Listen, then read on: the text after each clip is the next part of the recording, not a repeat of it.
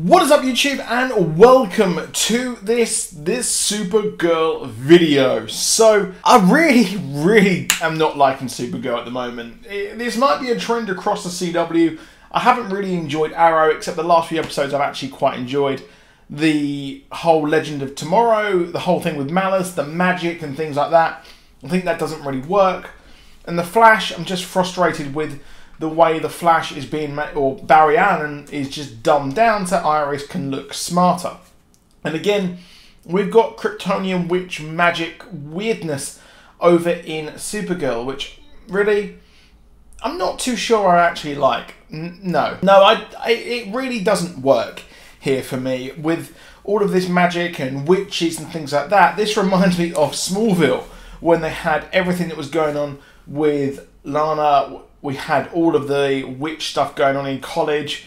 It just really was terrible. And that's really where I stopped watching the show for quite some time, until I picked it up around about the time we had the Justice Society and the Justice League all coming into the show. Now, the magic here is just weak. I would have preferred a much more interesting evil scientist Kryptonian sort of row story. But the magic, it just doesn't really work. I think magic only works if you've got a character who is interesting, and that is John Constantine. He is an interesting and charismatic and well-written character.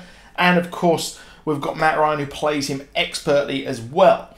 But the magic here just doesn't really work. I don't like the fact that we have Samantha and Julia and, well, that girl who literally was in one episode and is now she's dead, so who gives a crap about her? They introduced her and they go to this weird sort of magical reality thing. It's just awful. It just doesn't work. The fact that their mentality, their mind goes there, and then they're taken over by their kind of true selves, I guess that's the best way to describe it. And they are Kryptonians, but they're not. And it is just awful. It just doesn't work.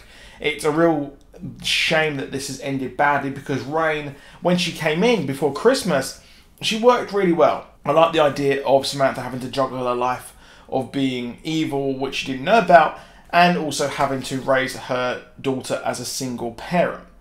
So again, they're taking away the intrigue here. We've had the trinity of these world killers, and there's not really much motivation behind them. They're just evil for evil's sake, which they want to save people, but they're killing people. Again, that just never actually works whatsoever. The whole idea of this sacrifice doesn't work, and killing and causing problems. It seems like they've tried to do what Thanos wanted to do in Infinity War and kill half of the population so the rest can survive. But again, the motivations and kind of ways of going about it here just doesn't work. And the eclipse, oh my days, the eclipse, what was going on here? So if you didn't know, you should know. If you don't know, now you know about Supergirl. Her powers come from the sun. So yes, she's solar powered, but the fact that the minute the sun disappears, she is instantly depowered. What? No, that's not how it works. So we have her body just soaks up this radiation and things like that. She becomes powerful and things like that, and she gets her power. But when it goes, why would she instantly lose her power reserves that she's using? Albeit she's fighting, but over her time she's grown up on Earth. Over time she should build up a tolerance and be able to actually have more power and energy stored within her body. So what is going on? That makes no sense at all. Now, in Man of Steel, the movie, we did have Zod and his followers land on Earth. They weren't used to the power and things like that. That's how it would be. They wouldn't be used to it, but their body would slowly adapt and get used to these powers, and they can have a reserve power and energy. So while there is an actual, way of the Earth going, or the sun, going, well, why would she instantly become depowered? It's just the same as last week when she was being suffocated. She can fly in damn space. She can fly in space. Why would she suddenly not be able to breathe? It's just weird. It's really weird. But the best part of this episode was the fact that, well, we got rid of the two forgettable world killers who, did we really care about them? We didn't even know much about their lives to even care about their deaths, which just shows how much of a waste of time and filler those two really were. We learn more about Lena Luthor, and she's introduced to the DEO, which she didn't know about whatsoever. So she comes into this and she's been interrogated, and this is a build-up to something which is really, really cool. We've had the long play with Lena Luthor for quite some time. It's been about 2 seasons now that we've had her, and I really do like the fact that she is included in this. Now, the early part of the season, we didn't get to use her as much as we would have liked, and I love the arc with her mother as well. So her and her mother had a really good storyline about her trying to be a good Luthor. But she is being pushed to the limit here. She's been trying to help Samantha. She's been trying to help her out, which isn't really a bad thing. So it's not a bad thing at all that she has been trying to help her. And now she's being treated like a criminal by Supergirl and the rest of the DEO. They are treating her badly when really she wanted to do something to help out everyone. She wanted to help everyone out. So that's that. But as time has gone by in this episode, we learn that Guardian and Supergirl had a mission, or at least she sent Guardian to go and look and search for kryptonite, which I love the way Jimmy Olsen was like, yeah, Supergirl just told me to go and do it. She told me to go and throwing Supergirl under the bus completely there. What an absolute dick. But he has thrown her under the bus, which means the nugget of this, the kryptonite of this, is the fact that Lena has been able to create her own kryptonite. So not only her brother, presumably in this world, has been trying to get his own kryptonite for years, but she has made a synthetic kryptonite. Now, if you remember in Smallville and the comics, we've got many different versions of kryptonite. So are we going to see the black kryptonite, the red kryptonite?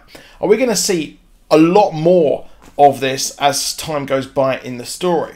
And now right, so let's remember that Lena doesn't really know who Supergirl is, but I really doubt that she has no idea who she is, considering that she's best friends with Kara. Now the DEO has been revealed. I expect, if she doesn't know already, she will slowly unlock and work out who Supergirl really is. So as time goes by, she will, as we found out, she's been thrown under the bus by Guardian, so Lena will think about Supergirl and hate her, and then realise that her best friend is Supergirl, leading to a complete heel turn and her becoming a villain next season, which I think will be a much more interesting thing to do.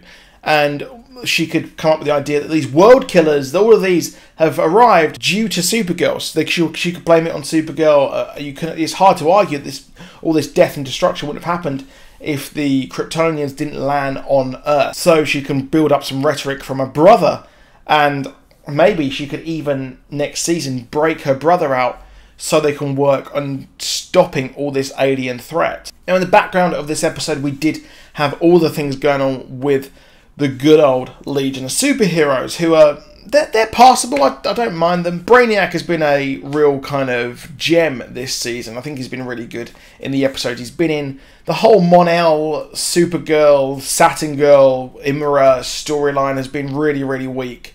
I don't like the fact that Mon-El is still into Supergirl. He's a bit of a douche, and if he does kind of split and renege on his plans, well, what kind of guy is he? Now, interestingly, he did mention how we're going to get home.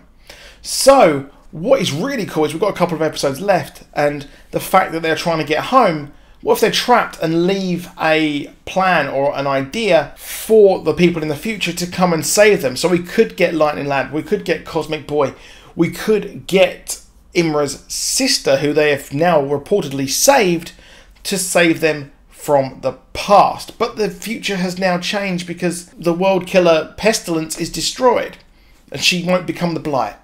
So that's another plot hole which doesn't really work whatsoever. However, that is it for this video. Please drop a like, please subscribe, and I'll see you soon, and goodbye.